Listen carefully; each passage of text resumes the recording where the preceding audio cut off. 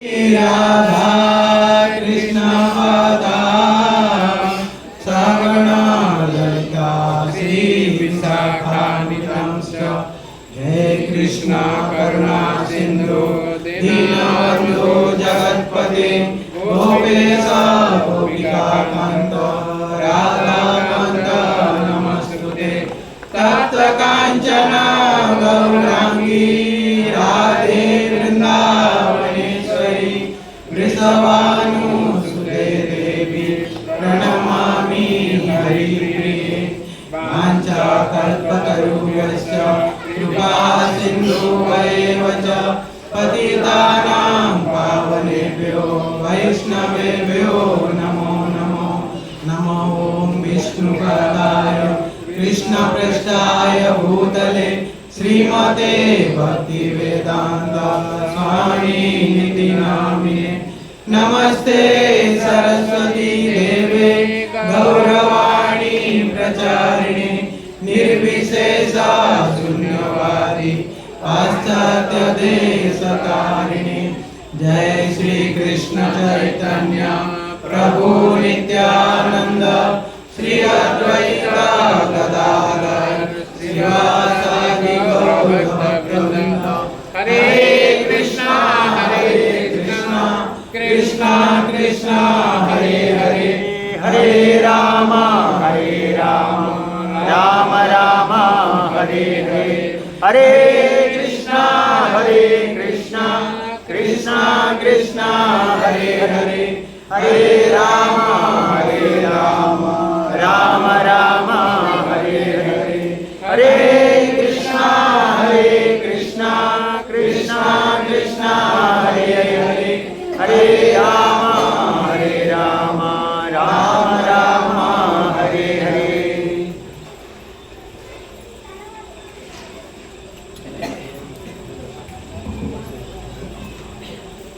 हरे कृष्ण। सर्वप्रथम सब लोगों को स्वागत है हमारी कांजूरमार्ग कांग्रीगेशन की जो साप्ताहिक शनिवार के दिन प्रोग्राम होती है, सत्संग प्रोग्राम, सबको स्वागत है। तो कांजूरमार्ग की मैनेजमेंट कमेटी ने मुझे आज ये सेवा दिया है। आज राधा रानी की कल आविर्भाव दिवस है, राधाष्टमी है। तो आज हम सेलिब्रेट कर रहे हैं राधाष्टमी फेस्टिवल कांजूरमार्ग में। तो हम लोग राधा रानी के बारे में भी प्रयास करूंगा कुछ बताने के लिए। तो सर्वप्रथम आप लोग से आशीर्वाद भी क्या करता हूँ कि आप लोग आशीर्वाद कीजिए कि मैं एक्चुअली श्रीमती राधा रानी के बारे में बताना इतना इजी है ही नहीं, बहुत कठिन है, फिर भी मैं प्रयास करूँगा।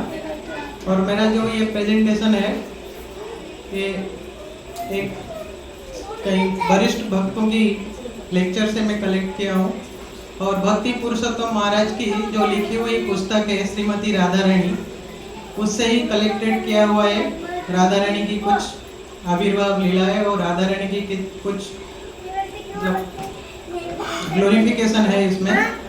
तो हम ये लेक्चर को मेनली 3 तरीके से देखेंगे। एक तो राधा तत्व क्या है, राधा तत्व को हम चैतन्य महाप्रभु के थ्रू में ही समझने का प्रयास करेंगे। उसके बाद में राधा रानी के आविर्भाव के बारे में बताएंगे और लास्ट में हम राधा रानी के 1-2 पास टाइम बताएंगे राधा रानी कैसे लीला किया है। ये 3 तरीके रहेंगे। और सर्वप्रथम मैं नाम कीर्ति प्रभु को आभार व्यक्त करता हूँ। इतना सुंदर एटमॉस्फेयर बनाया, हम राधिका अष्टकम गाया है। राधिका अष्टकम सब लोग गाया है। राधिका अष्टकम जब चल रहा था, कौन लोग नहीं थे राधिका अष्टकम में? सब लोग थे राधिका अष्टकम में। तो राधिका अष्टकम के जो लास्ट श्लोक है उसका मैं हिंदी पढ़ लेता हूँ। अनुवाद क्या है, क्योंकि हमने तो गा लिया राधिका अष्टकम। उसका ऐसा है, पार्वती और अन्य ज्येष्ठ देवियों के लिए भगवान श्री कृष्ण अत्यंत प्रिय श्रीमती राधा रानी की एक झलक भी प्राप्त करना बहुत कठिन है। क्या बोलते हैं कृष्णदास कविराज गोस्वामी, क्या बोल रहे हैं कि पार्वती और अन्य श्रेष्ठ देवियों के लिए राधा रानी की, कृष्ण की अत्यंत प्रिय श्रीमती राधा रानी की एक झलक भी प्राप्त करना बहुत कठिन है। लेकिन अगर कोई इन 8 श्लोकों का पाठ करके उनकी स्तुति करता है, तो यह श्री राधा जी श्री कृष्ण की निरंतर संगति से प्रसन्न होती है। उस व्यक्ति को अपनी निजी सेवा की मीठा अमृत प्रदान करेंगी, जो इस तरह अपने ही समान प्रसन्न गोपिकाओं और प्रेमिकाओं की सभा में प्रवेश करता है। तो जो पार्वती और अन्य देवियों को प्राप्त नहीं होता है, ये 8 श्लोक जो पाठ करता है उनको प्राप्त होते हैं, जो भगवान की अंतरंग शक्ति राधा रानी की झलक प्राप्त होती है। राधा रानी अपना निजी सेवा में भगवान को निजी सेवा में यूज करके भगवान के पास लेके जाता है। तो आप लोग बहुत भाग्यवान है कि हम राधिका अष्टकम पाठ किया है। तो राधिका अष्टकम जो लोग पाठ नहीं किया है तो व्हाट्सएप ग्रुप में हमारी शेयर किया हुआ है, तो कृपया आपने उसको पढ़ सकते हैं। चलिए, ये राधाष्टमी है। राधा रानी की महिमा जो है, एक्चुअली राधा रानी जो है बहुत कॉन्फिडेंशियल है भगवान कृष्ण की। कौन है राधा रानी? राधा रानी है शक्ति है, भगवान कृष्ण की अंतरंग शक्ति है। और भगवान कौन है? शक्तिमान है। कृष्ण है शक्ति और भगवान है शक्तिमान। भगवान कृष्ण अकेले कुछ नहीं कर सकते हैं जब तक उनकी शक्ति उनके पास नहीं है। तब चलिए देखेंगे तो कैसे समझेंगे। ये राधा रानी जो है प्रकट हुआ है, भगवान कृष्ण से प्रकट हुए हैं, तो क्यों प्रकट होना पड़ा? तो भगवान कृष्ण ने जब अर्जुन को भगवत गीता बताया, वो लास्ट में एक श्लोका बताया। क्या बताया? सर्वधर्मं परित्यज्य माम एकम शरणं व्रज। मतलब भगवान अल्टीमेटली फाइनल एक कंक्लूजन दे दिया कि मेरे शरण में आ जाओ, मैं तुमको भगवत धाम लेके जाऊंगा। लेकिन ये भौतिक जगत में जब स्टार्ट हुआ, भगवान कृष्ण ने देखा मैंने जो बोला है ये जीव ये पालन तो करता नहीं है, बिल्कुल करता नहीं है। भगवान की शरण में जाने के लिए नाम ही नहीं ले रहे। तो कैसा है, इस प्रसंग को हम समझने के लिए, जैसे हमारी बच्चों को हम स्कूल भेजते हैं, टीचर उनको पढ़ाता है। थोड़ा सा समझने का कोशिश करो। टीचर उनको पढ़ाता है लेकिन बच्चे पढ़ते नहीं है उसको। बच्चे स्कूल जाके पढ़ाई करते हैं? नहीं पढ़ते हैं। लेकिन बच्चों को क्या करना पड़ता है? हम ट्यूशन भेजते हैं। ट्यूशन में भी टीचर पढ़ाता है, पास में बिठा के। कभी कभी सिंगल टीचर के पास एक स्टूडेंट हम भेजते हैं। हमारी बच्चों को एक ही टीचर आता है, पढ़ाता है, वो पढ़ता है। कभी कभी वो भी नहीं पढ़ता है, ट्यूशन जाने के बाद भी नहीं पढ़ता है। तब कौन बैठता है?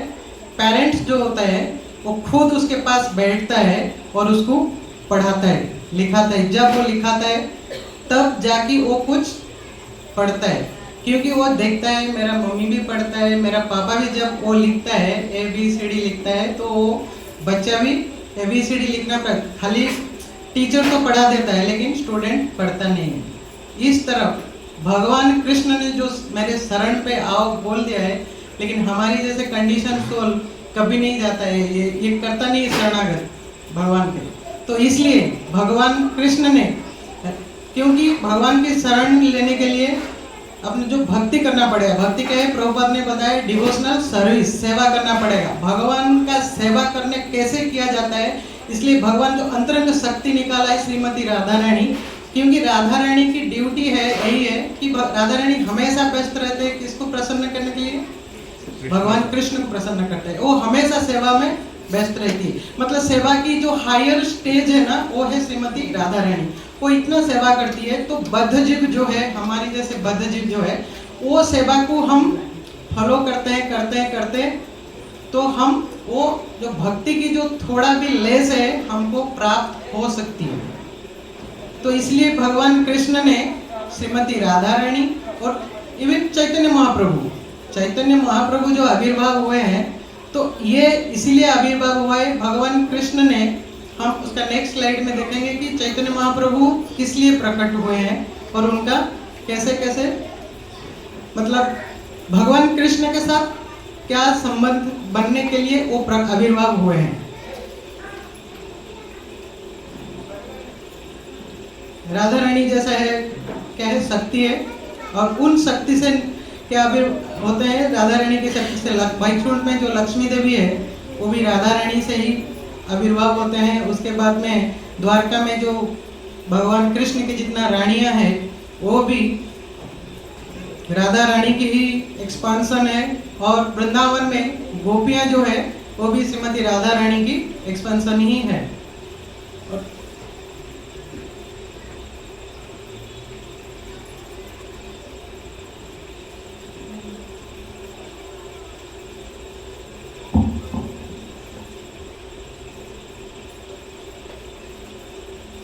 आया। रूप गोस्वामी ने अपना नेक्टर ऑफ डिवोशन भक्ति रसामृत सिंधु, उसमें 6 कैरेक्टर बताया है, प्योर भक्ति का है। एक से भक्ति क्या, क्योंकि हम राधा रानी जो है वो भक्ति की मुक्तिमान स्वरूप है। और हम जो आज आए इधर मंदिर जाते हैं, कहीं स्पिरिचुअल एक्टिविटी करते हैं, उसके पीछे कुछ लोगों नहीं, सबकी कुछ ना कुछ भौतिक इच्छाएं होती है। ऐसा हमारा सबका मन में ये भौतिक इच्छाएं हैं, लेकिन हमारा टारगेट क्या है, ये भौतिक इच्छाओं को हमारी धीरे धीरे कम करना है और हम भक्ति को प्राप्त करना है, ये है हमारी टारगेट है। लेकिन भौतिक इच्छाओं को धीरे धीरे तो कम करना ही है, इसलिए हमको क्या करना है, हमको ये भक्ति करना है। तो भक्ति जो है उसकी 6 कैरेक्टर है। हमारी जो मेटेरियल डिस्ट्रेस है, जो मतलब भौतिक दुख है, वो भक्ति करने से वो भी दूर होती है। और is the beginning of all auspicious, शुभ काम की भक्ति करने से हमारे सारे शुभ काम भी स्टार्ट होता है। हमको ट्रांसेंडेंटल प्लेजर मिलती है भक्ति करने से। ट्रांसेंडेंटल प्लेजर मतलब उसको क्या बोलेंगे, दिव्य आनंद की प्राप्त हो सकता है। और ये भक्ति कैरेक्टर ऐसा है, बहुत दुर्लभ है। और derived in the conception liberation में भी मिल सकता है। Is the only means to attract Krishna, भक्ति जो है एक ही माध्यम है जो भगवान कृष्ण को आकर्षित कर सकता है। इसने ये जो भक्ति जो है ओनली कृष्ण को आकर्षण कर सकता है, इसमें प्रभुपाद ने एक पर्पट लिखा है। वो पर्पट को क्योंकि राधा तत्व को समझना है तो हम खुद कुछ बोलेंगे तो उसके ऊपर, क्योंकि राधा रानी ही कॉन्फिडेंशियल है, तो इसलिए प्रभुपाद ने क्या लिखा है उसमें से हम राधा रानी को समझने के और राधा रानी की क्या स्टेज है हम समझ पाएंगे। इसका पर्पट है Krishna is the all attraction का पर्पट में प्रभुपाद ने भक्ति रसामृत सिंधु में लिखा है। श्री रूप गोस्वामी ने कहा है कि भक्ति कृष्ण को भी आकर्षित करता है। कृष्ण सभी को आकर्षित करते हैं, लेकिन भक्ति कृष्ण को भी आकर्षित करता है। भक्ति का सर्वोच्च प्रतीक राधा रानी है।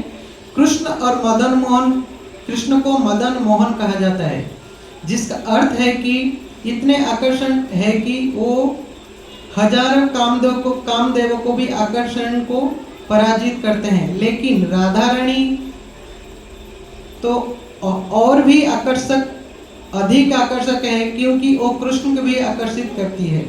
इसलिए भक्त उन्हें मदन मोहन मोहिनी कहते हैं। कामदेव को भी आकर्षित करने वाली है राधा रानी। भक्ति क्या है, भक्ति का सर्वश्रेष्ठ प्रतीक कौन है, श्रीमती राधा रानी है।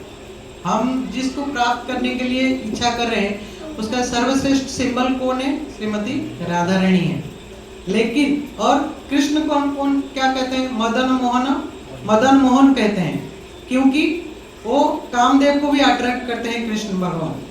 लेकिन राधा रानी जो है वो कृष्ण को आकर्षित करते हैं, इसलिए राधा रानी को क्या बोलते हैं, मदन मोहन मोहिनी। और राधा रानी का क्या है, भक्ति करने का अर्थ है राधा रानी के पद चिन्हों के अनुसरण करना और वृंदावन में अपनी भक्ति में पूर्णता प्राप्त करने के लिए स्वयं को राधा रानी की दिखे गए देख रेख में समर्पित कर देते हैं। दूसरे शब्दों में भक्ति भौतिक जगत की कोई क्रिया नहीं है, यह सीधे राधा रानी की नियंत्रण में है। भगवत गीता में इस बात की पुष्टि की गई है कि महात्मा या महान आत्माएं दैवी प्रकृति, आंतरिक शक्ति राधा रानी के आरक्षण में रहते हैं, संरक्षण में रहते हैं। अतः कृष्ण की आंतरिक शक्ति के प्रत्यक्ष नियंत्रण में होने का कारण भक्ति स्वयं कृष्ण को भी आकर्षित करती है। उसमें क्या लिखा है? भक्ति करने का अर्थ है राधा रानी की पद चिन्ह की अनुसरण करना, और वृंदावन में भक्त अपनी भक्ति में पूर्णता प्राप्त के लिए स्वयं को राधा रानी की देख रेख में समर्पित कर देते हैं। यह सीधे राधा रानी की नियंत्रण में है। जो भक्ति हम करना चाहते हैं वो किसकी कंट्रोल में है? ये राधा रानी की कंट्रोल में है। राधा रानी चाहे तो हम भक्ति कर सकते हैं, राधा रानी नहीं चाहे तो भक्ति हम नहीं कर सकते हैं। तो राधा रानी की पोजीशन जो है वो बहुत ही ज़्यादा ऊपर है। हम कृष्ण जन्माष्टमी मनाए हैं। आजकल दुनिया में ना, हमारी इंडिया में बहुत है शक्ति उपासक करते हैं। माता काली की पूजा करते हैं, देवी की पूजा करते हैं, और जय माता दी का भी पूजा करते हैं, लेकिन वो माता जी का ही खाली पूजा करते हैं, भगवान कृष्ण को पूजा नहीं करते हैं। तो आचार्यों ने कहते हैं हम खाली माताओं की पूजा करना और भगवान की पूजा ना करना, भगवान की उपासना करना, ये सही नहीं है। आप माताओं को पूजा करें तो किस लिए पूजा करें? माता फाइनली क्या करेंगे? भगवान की सेवा में आपको लेके जाएंगे। आपको क्या प्रदान करने वाले हैं? फाइनली वो भक्ति ही प्रदान करने वाले हैं। तो हमारे जो हम लोग इस जो भक्ति में जुड़े हुए हैं, जो प्रयास कर रहे हैं, उसका अल्टीमेट क्या है? भक्ति है। और भक्ति कौन देने वाला है हमको? प्रभुपाद ने सीधे लिखा है, भक्ति राधा रानी की देखभाल में ही होती है, और ये सीधे राधा रानी का कंट्रोल में है। तो हमको राधा रानी की प्रसन्न करना चाहिए, और वृंदावन की राधा रानी की देख रेख में हमको भगवान की सेवा में खुद को नियोजित करना है। ये है राधा रानी है। हमको क्या करना है? भक्ति करना है। हम कौन सा भक्ति करते हैं? हम साधना भक्ति करते हैं। साधना भक्ति जो है वो 3 टाइप का भक्ति है। एक है साधना भक्ति, भाव भक्ति और प्रेम भक्ति। क्योंकि ये सब लोग जानते हैं, इसको जब मैं रिपीट कर रहा हूँ, इसलिए रिपीट कर रहा हूँ कि रिपीट करते करते हमारे एक रस्सी भी पत्थर के ऊपर लाइन खींचता है, जब बार बार उसको हम खींचते रहते हैं। नहीं तो रस्सी तो एक है, इतना सॉफ्ट है, लेकिन वो पत्थर के ऊपर भी लाइन खींच सकता है। तो हम लोग बार बार ये चीज को रिपीट करते हैं। साधना भक्ति है, भाव भक्ति है और प्रेम भक्ति है। हम अभी किधर है?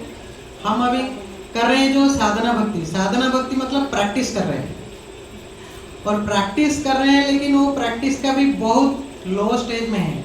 और ये जो टोटल प्रोसेस है, साधना भक्ति, भाव भक्ति और प्रेम भक्ति, उसमें कितने हैं? वो भी 8 स्टेज में जाती है।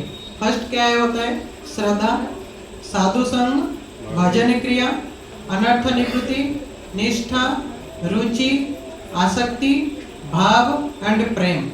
लास्ट वाला प्रेम जो है वो प्रेम वाला है, लास्ट वाला हो गया। साधना भक्ति, भाव भक्ति और प्रेम भक्ति, ये स्टेज का जो प्रेम है वो प्रेम के साथ हो गया। और ये लास्ट 2 है आसक्ति एंड भाव, जो है वो थोड़ा भाव भक्ति का पार्ट है। और ये साधना भक्ति में फर्स्ट आता है श्रद्धा, साधु संग और भजन क्रिया। हम ये 3 का बीच में ही घूम रहे हैं। एक है श्रद्धा।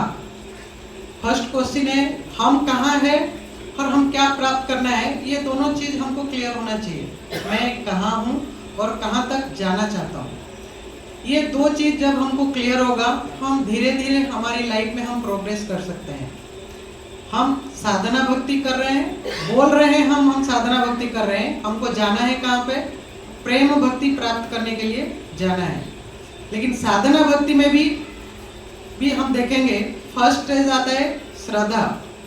हमारा मन में फर्स्ट क्वेश्चन श्रद्धा है क्या?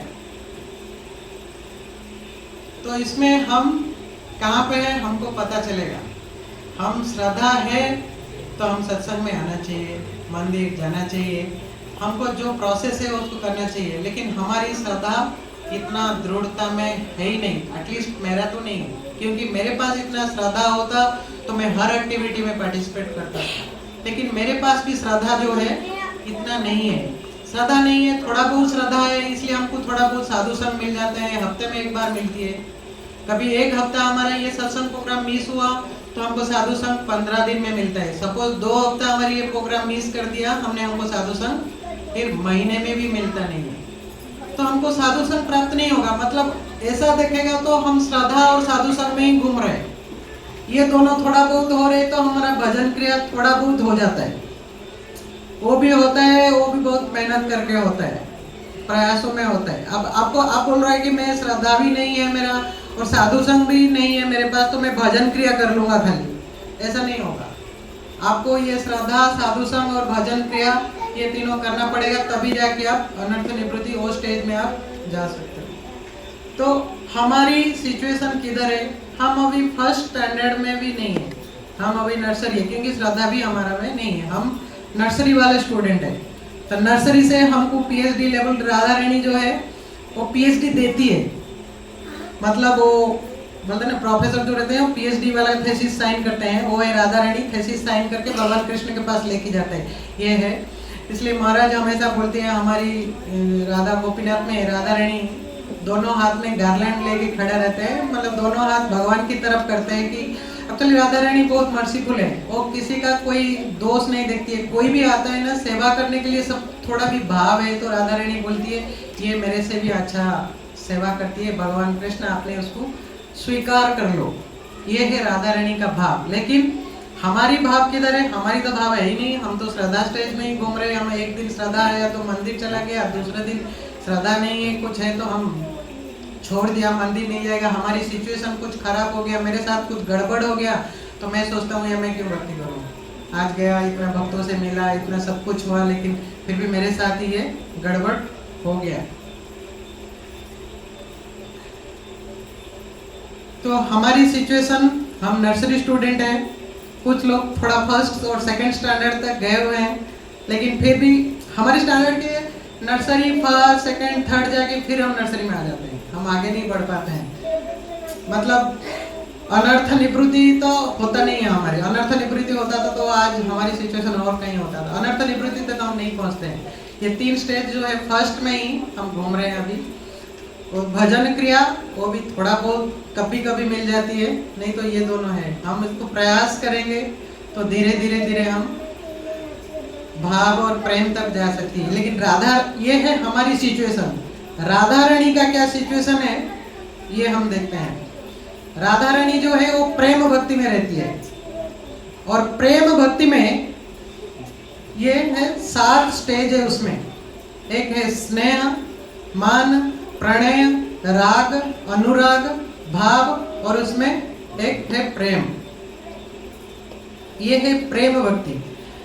प्रेम भक्ति में स्नेह जो होता है, स्नेह प्रेम भक्ति कौन करता है, स्नेह वाला जो पार्ट है ये यशोदा माई करता है, और गोपास भी करते हैं उसमें, स्नेह करते हैं किसको, भगवान कृष्ण को। ये मेनली रस वाइज देखेंगे तो ये वात्सल्य रस और साख्य रस थोड़ा बहुत इसमें मिलती है। और मान जो है लविंग आंगर, राधा रानी ही करती है ये मान वाला लीला। हम लोग भी मान करते हैं, भक्तों के साथ मान करते हैं। ये मान जो है हमारा है ना, ये प्रेम नहीं है, ये काम है हमारा, ये लॉस्ट है। हम कभी कभी मान करते हैं तो एक्चुअली इस संसार में मान जो है, एक्चुअल मान कौन करता है, राधा रानी करता है। राधा रानी क्यों मान करती है, उसको जब सेवा से थोड़ा वंचित हो जाता है तभी जाके वो मान करती है, नहीं तो राधा रानी मान नहीं करती है। और ये मान जो है, एक्चुअल जो मान है वो कौन करती है, राधा रानी ही करते हैं। उसके बाद प्रणय है, प्रणय मतलब फ्रेंडशिप टाइप करते हैं, कौन है, जो राधा रानी गोपास करते हैं भगवान के साथ। राग जो है गोपीस है, राग जो है, राग वाला जो भक्ति है वो कौन करते हैं, गोपीस करते हैं। अनुराग जो है राधा एंड गोपीस करते हैं, अनुराग है फ्रेश लव, भगवान के साथ प्रेम करते हैं। भाव है गोपीस एंड गोपास जो है भाव के साथ भगवान के साथ आदान प्रदान करते हैं। और प्रेम जो है, ये प्रेम जो है एक्चुअली ये महाभाव में होती है। ये दो पर्सनालिटी करती हैं, श्रीमती राधा रानी करती हैं प्रेम और श्री चैतन्य महाप्रभु करते हैं प्रेम। ये है असली प्रेम। ये है राधा रानी की स्टेज और हमारी स्टेज कहाँ है और राधा रानी की स्टेज कहाँ है। और ये राधा रानी इसलिए जितना रस है ना, ये माधुर्य रस में राधा रानी इसलिए माधुर्य रस का आस्वादन करती है। और ये सारे जो प्रेम है ना, ये राधा रानी ही आस्वादन करती है, ये माधुर्य रस का पार्ट है। तो हमने देखा कि ये राधा रानी का स्तर ये है। और ये राधा रानी का ये जो स्तर है, भगवान कृष्ण को भी नहीं समझ में आता था कि ये राधा रानी को क्या सुख मिलता है कि मेरा इतना सेवा करती है और मुझे इतना प्रेम करती है। तो इसलिए राधा रानी भगवान कृष्ण चैतन्य महाप्रभु के रूप में इस कलियुग में 500 साल पहले अवतार लिए थे। एक्चुअली चैतन्य महाप्रभु कौन है? राधा कृष्ण प्रणय विकृति लादिनी शक्ति अस्मान। कौन है? राधा कृष्ण की प्रणय विकृति जो है वो है श्री चैतन्य महाप्रभु। एक्चुअली चैतन्य हम थोड़ा फास्ट चलेंगे, कम है हमारे पास। राधा रानी जो है प्रेम करती है भगवान कृष्ण को, और कृष्ण को पता करना है मेरे में क्या है कि राधा रानी प्रेम करती है। एक्चुअली चैतन्य महाप्रभु आविर्भाव लेने की दो कारण है, एक इंटरनल कारण है और एक एक्सटर्नल कारण है। हम इंटरनल रीजन जो है, एक फर्स्ट रीजन है, इंटरनल रीजन में 3 है। एक है तो भगवान चैतन्य महाप्रभु क्यों आविर्भाव हो, भगवान कृष्ण ने चैतन्य महाप्रभु के रूप में क्यों आविर्भाव हुआ, राधा रानी की जो ग्लोरी है उसको जानने के लिए, और भगवान खुद की ग्लोरी भी नहीं जानते थे और खुद का ग्लोरी को भी जानने के लिए भगवान कृष्ण ने चैतन्य महाप्रभु के रूप में आविर्भाव हुए। और happiness of Radha Rani feels when she release this transcendental qualities of Krishna, और उनको फील करना है राधा रानी जब ये भगवान की ये जो खुशी प्रेम देते हैं उस पर भगवान कृष्ण कितना आनंदित होता है, उसको फील करने के लिए भगवान कृष्ण ने चैतन्य महाप्रभु के रूप में आविर्भाव हुए थे।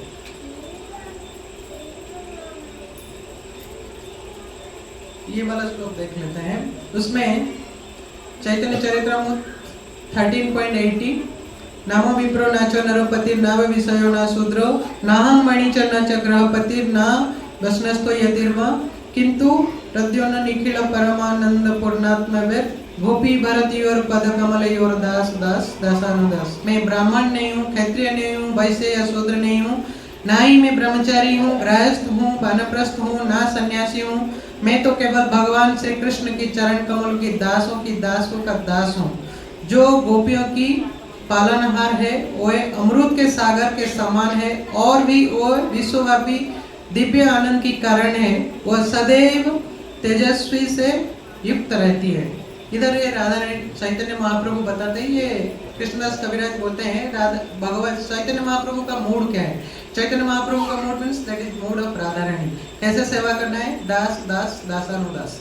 एक्चुअली हम लोग ये बोलते रहते हैं हमेशा हमारी गुरु महाराज जब लेक्चर देते हैं तो ये श्लोक हमेशा कोट करते हैं, गोपी भरत योर पाद कमल योर दास दास दासानुदास।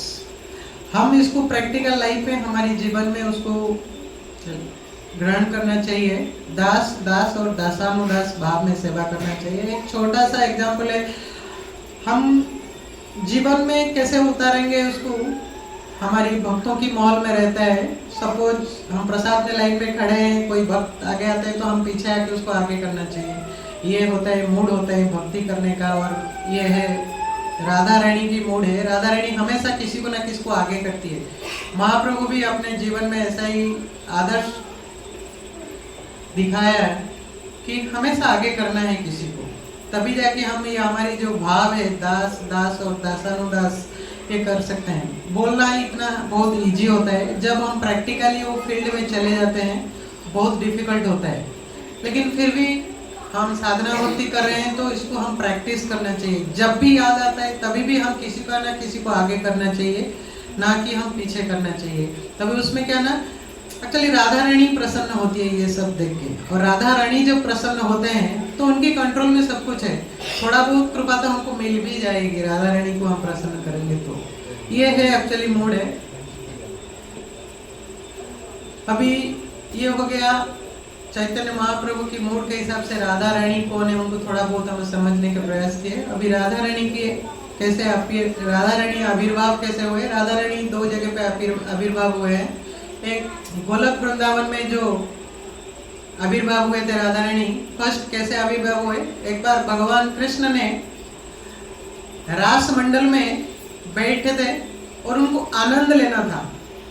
जैसे आनंद के लिए तो कोई तो चाहिए ना, हम घर में अकेले बैठे तो आनंद नहीं ले पाएंगे, हमारे साथ बीवी बच्चे होने चाहिए। सत्संग आते हैं, सत्संग में हमें अकेला रहेंगे तो क्या आनंद प्राप्त होगा, हमको आनंद प्राप्त नहीं होगा। तो हमको आनंद के लिए हमारे साथ कोई चाहिए, कंपेनियन चाहिए। तो जब भगवान को फील हुआ कि मुझे आनंद चाहिए, मेरा कोई कंपेनियन होना चाहिए, भगवान की बाईं तरफ से भगवान के शरीर से निकले कौन, श्रीमती राधा रानी। बहुत सुंदर सी लेडी है वो।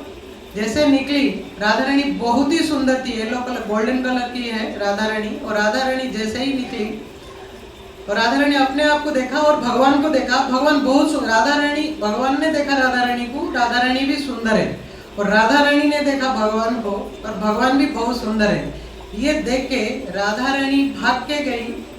और ये है रास मंडल में है जो गोलक वृंदावन में है। और राधा रानी जाके कुछ फूल लेके आई, राधा रानी भगवान की चरण में डाला, तो इसलिए उनका नाम बना राधा, क्योंकि वो निकले कहाँ से, रास मंडल से निकले और धावमान परिस्थिति में गए, मतलब दौड़ के गए, किस लिए, भगवान की सेवा करने के लिए। तो वो है राधा।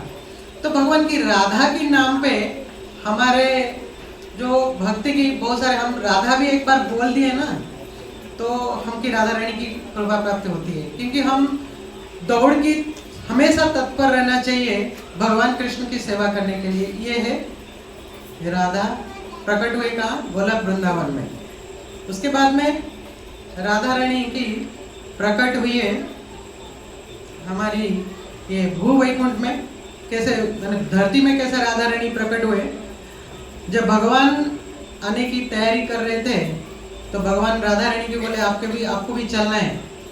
तो राधा रानी बोले मैं नहीं चलने वाला हूँ आपके साथ में, क्योंकि गोलक वृंदावन मुझे अच्छा लगता है, क्योंकि इधर गोवर्धन है और इधर यमुना है, राधा कुंड है, श्याम कुंड है, बहुत ही अच्छा है, मैं नहीं जाने वाला हूँ। और भगवान बोले नहीं, मैंने सारे अरेंजमेंट कर दिया हूँ, आपको चलना है।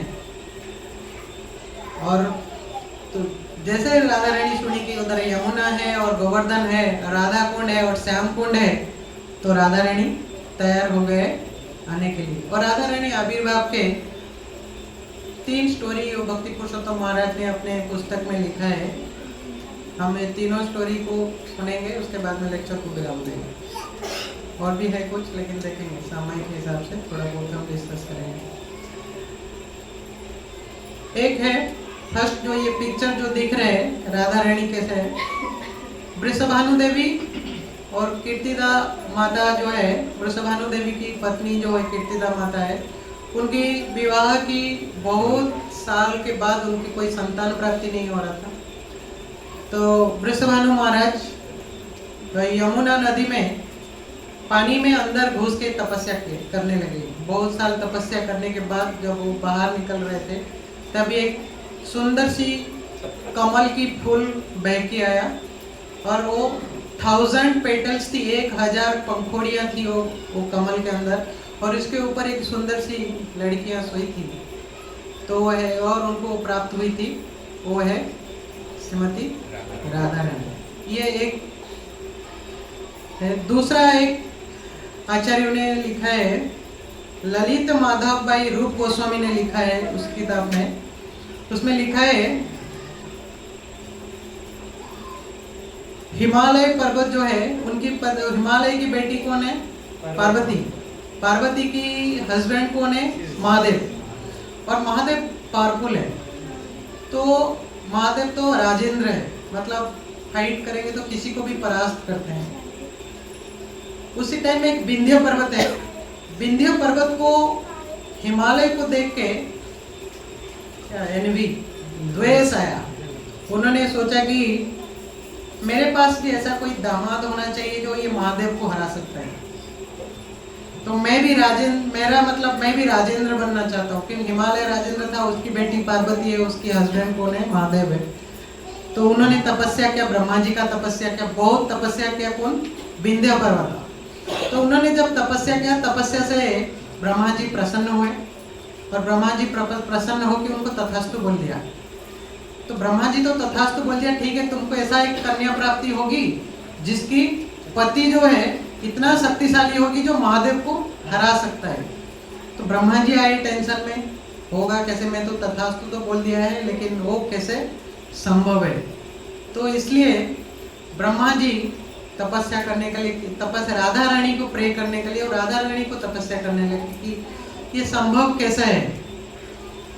तो राधा रानी ब्रह्मा जी की इसमें प्रसन्न हुए और राधा रानी तैयार हुए कि मैं विंध्य पर्वत की लड़की बनूंगा, और वो लड़की जब वो बनेगी तब उनकी जो पति है वो भगवान होंगे, तो और वो परास्त करेंगे महादेव को। इस बेसिस में ये तय फिक्स हो गया है। और उधर क्या हो गया, जब कंस के उधर भगवान कृष्ण का जन्म हुआ, 7 संतान हो गए, भगवान कृष्ण का ट्रांसफर हो गया उधर, वो वाला फर्स्ट टाइम करना। और योग माया को कंस ने लेके आया, कंस ने मारा। कंस ने जब मारा और वो योग माया उधर चली गई, और चली जाने के बाद उन्होंने क्या बोल के गए कि तुम्हारे एक्चुअली मारने वाला और कहीं पैदा होने वाली है।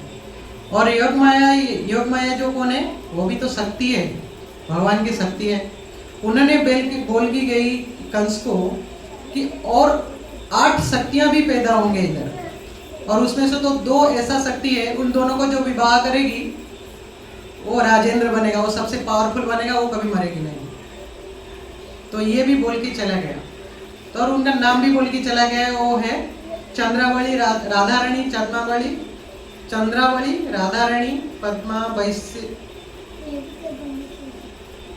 राधा, चंद्रावली, ललिता, विशाखा, शैव्या, पद्मा, श्यामा एंड भद्रा, ये बोल की चली गई वो योग माया।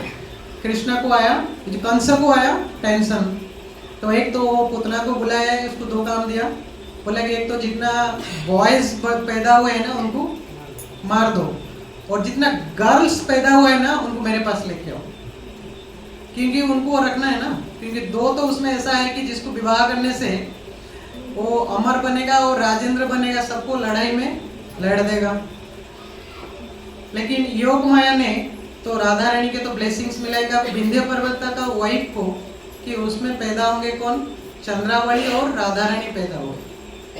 ये पूतना उधर जाके पहुंचा, और तभी वो विंध्य पर्वत जो है ना एक बड़ा सा फंक्शन कर रहे थे उनका, ये दोनों बच्चियों की, क्योंकि उनको भी बहुत समय के बाद ये बच्चे पैदा हुए। तो ब्राह्मण ने मंत्र सब चल रहा था, संस्कार कार्य चल रहा था, और पूतना ने उधर पहुंचा, और पूतना ने ये दोनों बच्ची को किडनैप कर लिया उधर से। किडनैप करके भागने लगी उधर से, कौन है, राधा और चंद्रावली को। तो जब भागा तो कौन है, विंध्य पर्वत टेंशन में आ गए। बोला कि फिर उन्होंने ब्राह्मण को बोला कि आप मंत्र का पावर तो दिखाओ। पूतना लेके चली गई मेरे बच्चों को सारे। तो ब्राह्मण ने मंत्र उच्चारण करने, जैसे मंत्र उच्चारण करने लगे ना, तो पूतना की जो शक्ति था वो धीरे धीरे कम होने लगा। वो कम होते होते फर्स्ट क्या हुआ ना, एक लड़की को उन्होंने छोड़ दिया। वो कहाँ पे छोड़ा, विदर्भा, ये महाराष्ट्र में है, विदर्भा करके जगह था, एक नदी की किनारे में एक बच्चे को गिरा दिया।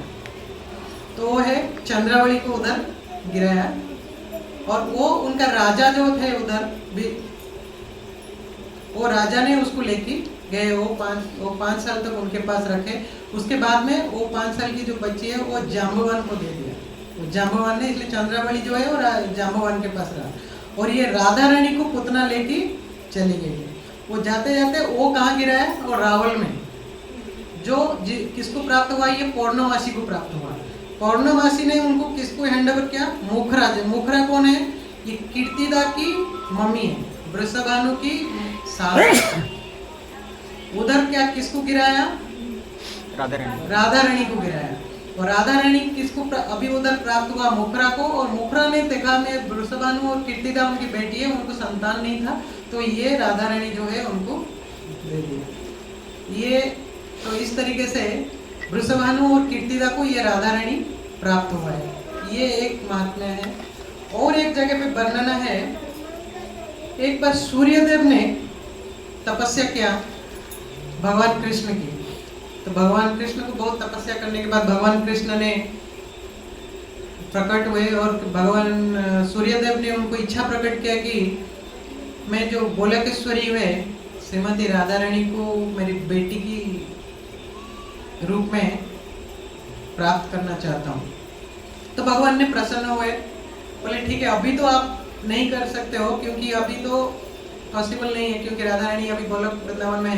लेकिन जब मैं पृथ्वी पृष्ठ में लीला करने आऊँगा तभी आपको ये चांस मिलेगा। तब धरती में जब भगवान कृष्ण ने अपने लीला करने के लिए आए तो वृंदावन में रावल राधा रानी का बर्थ प्लेस है। रावल में एक भानु करके एक राजा थे, महाभानु। और महाभानु के 5 पुत्र थे। उसमें जो मिडिल वाला लड़का था ना, वो है वृषभानु। एक्चुअली वो सूर्यदेव की इनकारनेशन था, क्योंकि सूर्यदेव को वर प्राप्त हुआ था कि राधा रानी उनको संतान रूप में प्राप्त होगी। तो ये वृषभानु सबसे जो 5 संतान है, वृषभानु सबसे बड़े पावरफुल थे और वो उधर के राजा बने थे। और सेम वृंदावन में एक बिंदु नामक एक और एक राजा थे, उनके भी 5 संतान और 3 पुत्री थे। 3 पुत्री से एक पुत्री का नाम था कीर्तिदा। और ये दोनों की विवाह हुआ था, वृषभानु और कीर्तिदा की। ये दोनों की बहुत दिन के बाद में भी कोई संतान प्राप्ति दोनों को नहीं हुआ था, वृषभा राजा वृषभानु और कीर्तिका माता को। तो कीर्तिदा माता ने वृषभानु महाराज को बोले कि आप ये कार्तिक महीने में कात्यायनी व्रत कीजिए। कार्तिक महीना आने में कात्यायनी व्रत कीजिए। और वो कहाँ पे करना है, गोवर्धन के किनारे में जहाँ पे यमुना नदी बहती है उधर आपको करना है। तो वृषभानु महाराज ने तो उधर जाके एक कात्यायनी व्रत किया उधर। बहुत तपस्या किए। तपस्या करने के बाद तो उनको एक आवाज सुनाई पड़ी। बोले वो आवाज क्या था, आपको हरिनाम करने से सब कुछ प्राप्त हो सकता है। तो ये है हरिनाम की महिमा है। तो वो क्या मंत्र उनको सुनाई दिया, हरे कृष्णा कृष्णा कृष्णा हरे हरे, हरे राम राम राम हरे हरे। ये वाला मंत्र उनको सुनाई पड़ा, किसको, वृषभानु महाराज को। वृषभानु महाराज विचलित हो गए। और उसका बाजू में क्रतु मुनि थे। क्रतु मुनि की एक आश्रम था, क्रतु मुनि उधर से तपस्या करते थे। और ये वृषभानु महाराज जो है तो क्रतु मुनि से ये मंत्र को जाके इनिशिएशन लिया और उनको हरिनाम प्राप्त किया। और ये हरिनाम प्राप्त करने से वो आके फिर वो हरिनाम जपने लगे। हरिनाम जपते जपते एक बार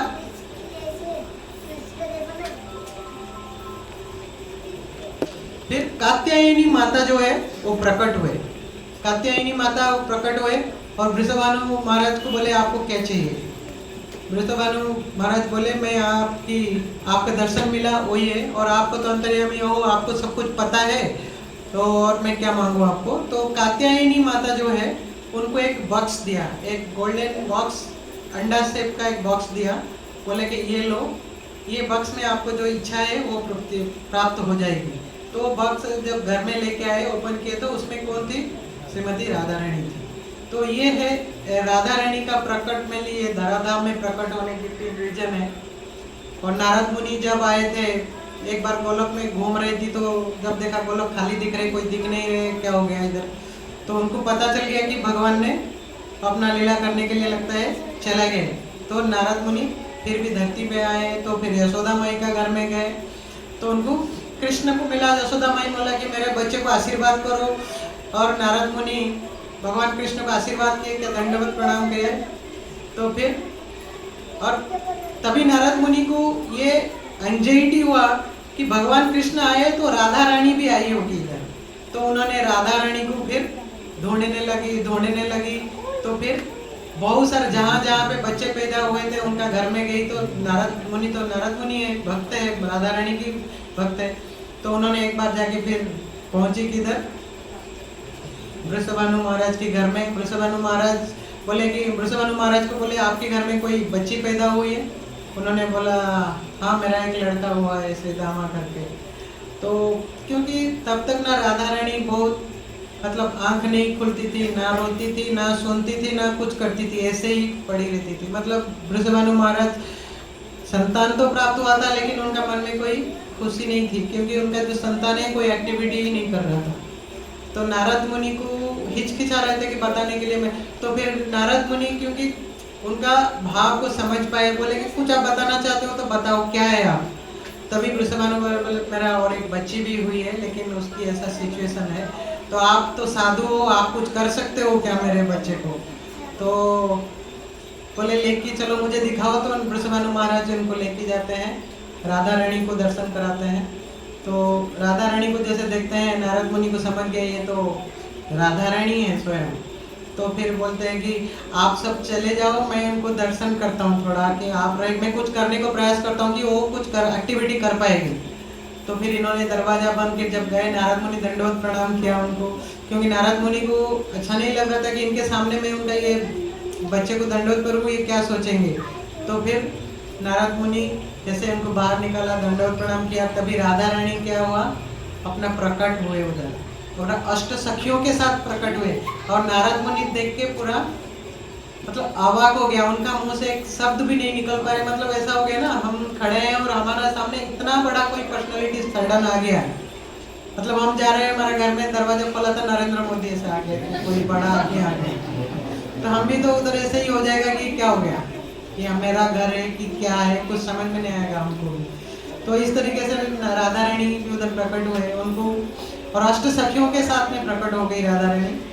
तो नारद मुनि उधर फिर दंडवत प्रणाम किया तब तक, और राधा रानी उधर से डिसअपियर हो गई, वो बच्चे के रूप में आ गई। तो तब तक वो वृषभानु महाराज आए, बोले तो नारद मुनि आप दंडवत प्रणाम कर रहे हो मेरी बच्ची को, छोटा सा बच्ची को। तो फिर नारद मुनि कुछ भी एक वर्ड भी नहीं बोल पाया उधर से, सीधा मतलब उनको पूछ रहे क्या हुआ, आपने क्या देखा। उन्होंने एक भी शब्द कुछ नहीं बोले, उधर से निकल के चला गए।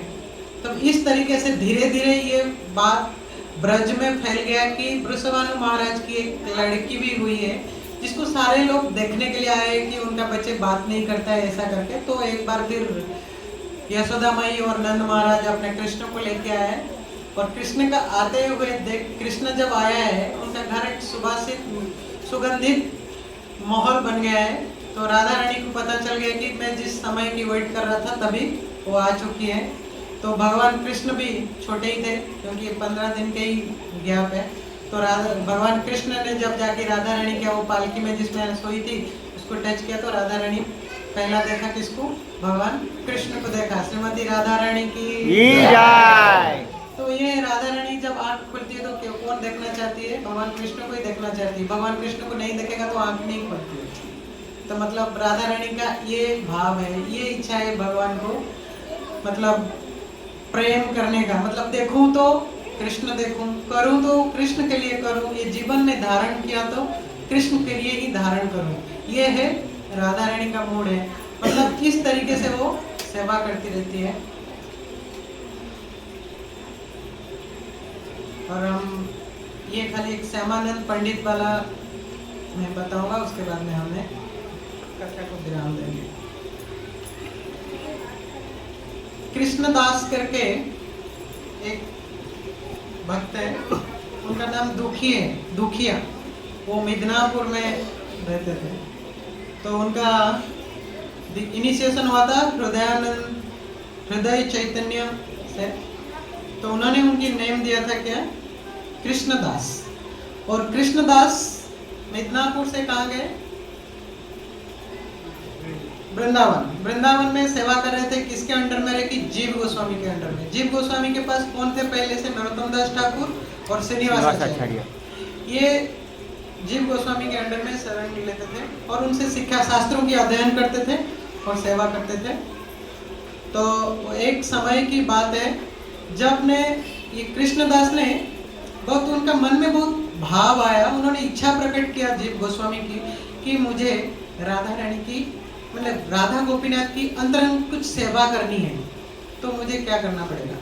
तो बोले भगवान राधा रानी की सेवा करना है और भगवान की सेवा करना है तो आपकी ये जो कुंज वन है ना, उसमें आप सुबह सुबह झाड़ू लगाते रहो, तो राधा रानी आपके ऊपर प्रसन्न होगी। इस तरीके से ये कृष्णदास ने वो जो निधि वन एरिया है उसमें हमेशा सुबह के टाइम में झाड़ू लगाता रहता था। एक दिन उन्होंने झाड़ू लगाते लगाते उनको एक प्राप्त हुआ, क्या? एक पायल प्राप्त हुआ। ईयरली मॉर्निंग सुबह सुबह हो रहा था तो उनको प्राप्त हुआ एक पायल। उन्होंने एक और सोने की पायल, तो कृष्णदास लेके आया, बोला कि तो ये तो सोने की पायल है, वो तो कोई एक अमीर घर की होगी पायल, किसी अमीर घर की लड़की की पायल होगी, नहीं तो सोने की पायल कौन पहनती है फिर? तो कृष्णदास ने अपने पास लेके आया, तो आके बताया जीव गोस्वामी की। जीव गोस्वामी बोले ठीक है आप रखिए, कोई होगा आप जाइए उस जगह पे जाइए, देखिए कोई ढूंढेगा तो मिलेगा। तो उस टाइम में राधा रानी सुबह होगी जब बाहर निकलने के लिए गई तो देखा तो उसकी एक पायल में है ही नहीं, उसके एक पैर में। तो उन्होंने फिर ललिता सखी को बोला, ललिता मेरा पायल गुम हो चुकी है, तुम जाके ढूंढो। और मैं ये निधि वन एरिया में ही गया था, उधर से ही कहीं भूला होगा। तो ललिता सखी आती है, ललिता सखी आके फिर उसको ढूंढती रहती है और उसमें फिर एक कृष्णदास मिलती है। कृष्णदास बोलती है कि मुझे ये पायल मिला है, और ये ललिता बोलती है ये पायल हमारी है ना, तुम्हारा कैसे? तुम गोल्डन पायल तुम पहनते हो ना? नहीं मेरा नहीं है, मेरा एक सखी का है ना, और मुझे दो ये। तो कृष्णदास बोला मैं ऐसा नहीं दूंगा, अननोन आदमी को मैं कैसे दे सकते हो? तो तुम्हारा कौन सखी है उसको लेके आओ, ये पायल उसका पैर में बैठना चाहिए ना, तभी तो जाके मैं दूं। तो उसने ललिता सखी बहुत रिक्वेस्ट करता है कि ये पायल मुझे दे, मेरे सखी का है, तो उसको पहनना है, अभी सुबह भी हो गया है। तो लेकिन कृष्णदास ने उसको वो दिया ही नहीं। तो बोला कि जाके तुम्हारा सखी को बुला के लेके आओ, मैं प्रूफ करके तो दूंगा आपको। तो उन्होंने फिर जाके राधा रानी को बोलती है और राधा रानी बोला ठीक है मैं भी आती हूँ। तो राधा रानी खुद आ गई उसके पास और कृष्णदास ने बोला ये पायल तुम्हारा है ना? हाँ ये मैं पायल मेरा है ना, तुम तो बड़े घर के लगते हो ना? हाँ मैं बड़े घर का हूँ। और मैं पायल कैसे गुम हो गया ना? मैं ऐसे ही ये कुंजवन में जो कुंजेश्वरी है ये मंदिर में मैं आती हूँ, तो इसलिए मेरा पायल, मैं जब सुबह निकल के जा रही थी तो मैं पायल गिर गया। तो श्यामानंद पंडित राधा कृष्णदास ने वो पायल उनका पैर में लगाया। जैसे लगाया ना उनका मन, उनके जो जैसे राधा रानी का पैर को टच करती है उसको महाभाव में आती है, तभी उसको समझ जाती है ये कोई साधारण ये नहीं है, ये है श्रीमती राधा रानी है, ये कुंजेश्वरी बोला है, मतलब ये कुंज का ईश्वरी यही है। तो इसलिए तो जब ये बोला है इतना, जब उसने स्टेसी में आ गया कौन? कृष्णदास, और ललिता सखी उधर था। ललिता सखी ने रिक्वेस्ट किया कि आपने तो सब कुछ बता दिया तो उसको आपका स्वरूप भी दिखा दो।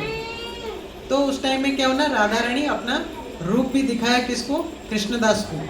और तभी ये पायल फिर राधा रानी प्राप्त करती है और राधा रानी क्या करती है, वो पायल को जमीन में टच करती है और कृष्णदास की मस्तक में लगाती है। जैसे लगाती है ना वो धूल जल लगती है और वो कृष्णदास की मुकुट में ना एक तिलक जैसे तिलक होती है। तभी राधा रानी उसको बोलती है कि मैं श्यामा हूँ और तुमने मुझे आनंद दिया मेरा पायल को रिटर्न करके, तो इसलिए आज से तुम्हारा नाम होगी श्यामानंद। तभी से वो श्यामानंद पंडित के नाम पे परिचित हुए।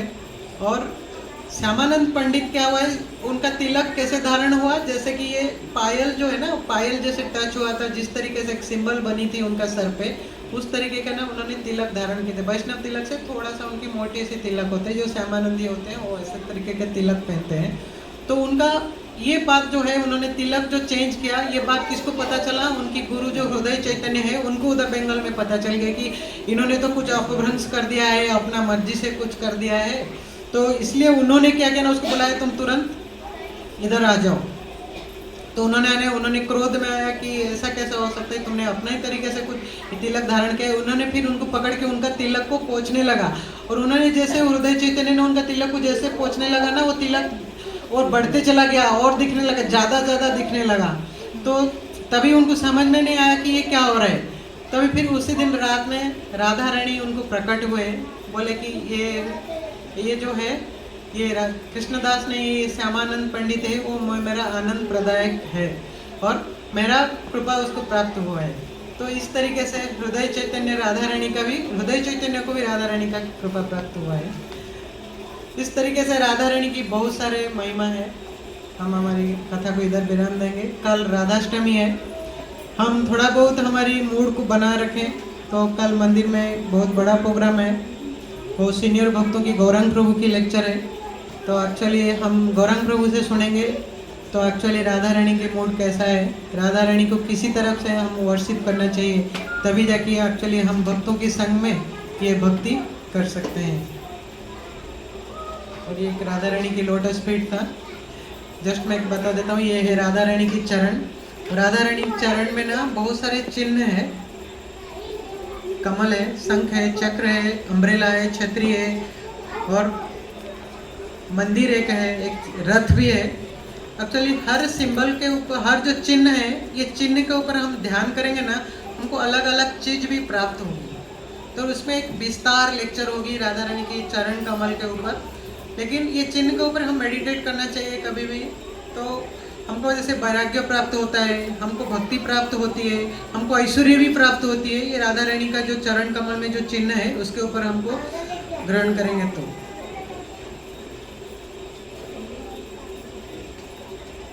Thank you. और 2-3 पास टाइम्स था, हम बाद में श्रवण करेंगे। हरे कृष्ण।